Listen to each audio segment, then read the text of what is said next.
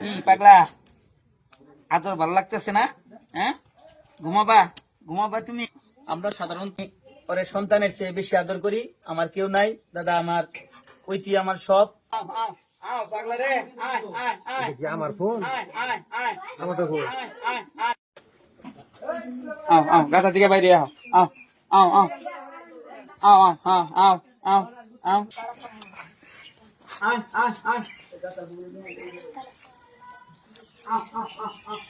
কি কি খাবার আপনি ওকে খাওয়াই থাকেন? দাদা, প্রথম অবস্থায় খাওয়াইছি কাঁঠালের পাতা, খারকনের পাতা, কচু, আলু। আলুগুলা চাকচাক করে দিছি, তখন ছোট ছিল। চাকচাক করে শুলাইয়া দিছি। ও মানে একটা ফোড়া অথবা প্লেটের মধ্যে দিলে ও নই বসে বসে খাইতো, আমার হাত চাটতো আর খাইতো। এইভাবে দীর্ঘদিন খাওয়াইতে ভাত, মানে মানুষ যা খায় ওরা আমি তাই খাওয়াই। কলা, বিস্কিট, পাউরুটি, আটার রুটি, এমনি যাবতীয় ফলমূল যত যা আছে সব খায়।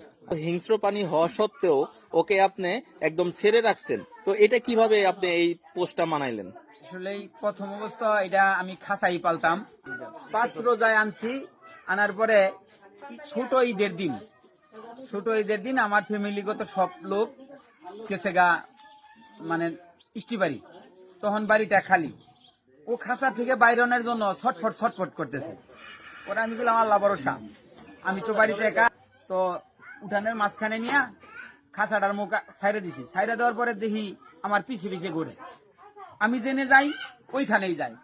আমি ডাক দিলে আমার কাছে আসে, আইসা বইসা থাকে। তে আমি যদি বলি যে খাবার খাও, খায়। তে এইভাবে দাদা প্রথম অবস্থায় ছাড়লাম। পরে আর এই যে ছেড়ে দিছি দাদা ঈদের দিন, আর ওরে বান্ধি নাই। আমি যেদিকে যাই ওই দিকেই যায়। আমি যদি বাস স্ট্যান্ডের মানে